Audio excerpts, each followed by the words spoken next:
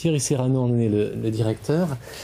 Cette année, vous allez jouer les alliages, les métissages, hein, notamment un peu d'Afrique et puis de la poésie, de la mythologie. Rapidement, votre regard sur le programme de cette édition.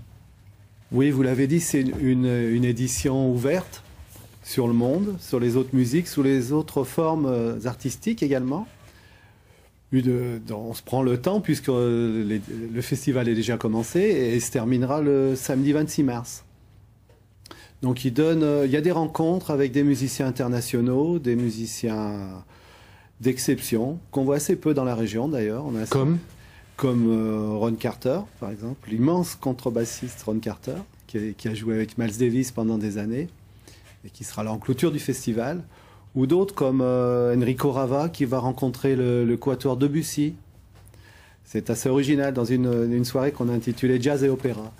Et puis d'autres musiciens européens comme Philippe Catherine, le guitariste. Philippe Catherine, oui, c'est pas le Philippe Catherine de la pop française, c'est le guitariste de jazz. Un guitariste, oui, un immense guitariste, parmi les plus grands européens, qui sera accompagné d'un pianiste italien qui s'appelle Enrico Pieranunzi. Donc c'est des concerts pendant 8 soirées là au Centre culturel Charlie Chaplin à Vaux-en-Velin. Et puis il y a des habitués, je pense à par exemple Sangoma Everett qui fait une création cette année, je crois. Alors Sangoma Everett, oui, lui c'est le plus lyonnais des batteurs américains qui réside à Lyon et qui viendra nous rendre visite avec des amis, notamment la chanteuse Anne Ducrot. On voit quelques images là. Ouais, quelques images de Sangoma effectivement. Anne Ducrot et puis des musiciens gnawa dont Majid Bekas. Un mot sur un guitariste aussi dont je pense que vous aimez bien, c'est Bill Frisell. Bill Frisell. Bill Frisell, qui a même été élu, c'est quand l'année dernière, meilleur guitariste de jazz au monde, c'est ça? C'est vrai, c'est un des grands guitaristes, peut-être moins connu que d'autres comme Pat Metheny, mais un grand guitariste. Très heureux de l'accueillir, d'autant qu'il sera dans un concert en acoustique, donc avec violon, mandoline, et sur des photos dont on voit quelques images, des photos d'un photographe américain qui s'appelle Diz Farmer, qui a pris des images de l'Amérique profonde des années 80, des années 1930, plutôt, des années 30 de crise. C'est un festival d'hiver. Est-ce que c'est plus facile finalement de le faire à ce moment de l'année plutôt qu'en été, ou alors la concurrence est énorme, hein, je pense à Marcillac, Vienne, Juan-les-Pins. Est-ce que c'est plus facile finalement pour constituer son plateau d'invités? Ouais, en tout cas, moi je dirais que c'est le festival qui annonce le printemps, l'arrivée du printemps. Et oui, on a peut-être un peu plus d'espace, mais avec d'autres festivals avec qui on est partenaire. Vous avez cité Jazz à Vienne, notamment. Là, on a de l'espace qui nous est accordé. Du jazz, il y en a quand même à Lyon, puisqu'il y a aussi des clubs éminents dans la ville. Mais là, c'est une période, oui, qui est assez propice.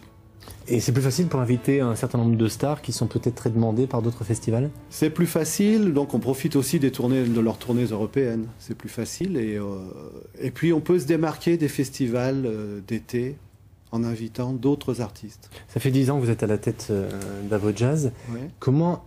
Est-ce qu'on peut dire, comment a évolué le jazz? Est-ce qu'il y a des tendances de fond? Cette année, par exemple, vous incitez pas mal sur l'Afrique, vous créez cette percussion avec l'Afrique. Est-ce que ça, c'est une tendance qu'on constate ces dernières années, ce côté métissé où on va chercher en fait ailleurs, dans d'autres traditions musicales?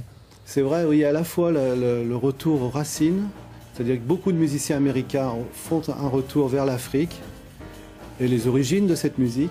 Et d'autres aussi, beaucoup parmi les jeunes. Il y a une jeune génération de musiciens de jazz qui, eux, se réfèrent plutôt aux musiques actuelles, au rock, notamment au rock, ouais, et aux autres musiques. J'ai parlé d'opéra tout à l'heure. Le jazz permet toutes les audaces. Je parlais de mythologie dans les titres tout à l'heure. Vous allez même expliquez-nous ce que vous allez faire avec des enfants de Vaux-en-Velin. Oui, là c'est un des concerts phares qui est proposé aux enfants des écoles de Vaux-en-Velin, puisqu'il y aura 800 gamins des écoles qui vont venir assister à un concert d'une formation régionale qui s'appelle Dr Lester et qui est autour du mythe d'Orphée. Donc il y a 800 gamins dans la descente salle. aux enfers, surtout ne pas se retourner. Voilà, et Eurydice, Orphée Eurydice, le fameux mythe fondateur. Et on se rend compte que les gamins sont vraiment très réceptifs à cette musique. C'est quel jour jazz. ça? C'est le mercredi 15 en après-midi, au scolaire des des enfants de Vaux-en-Velin. Merci beaucoup Thierry Serrano, à votre jazz. Donc, je ne dis même pas ça débute, ça a débuté et ça dure jusqu'au 26 mars. Voilà.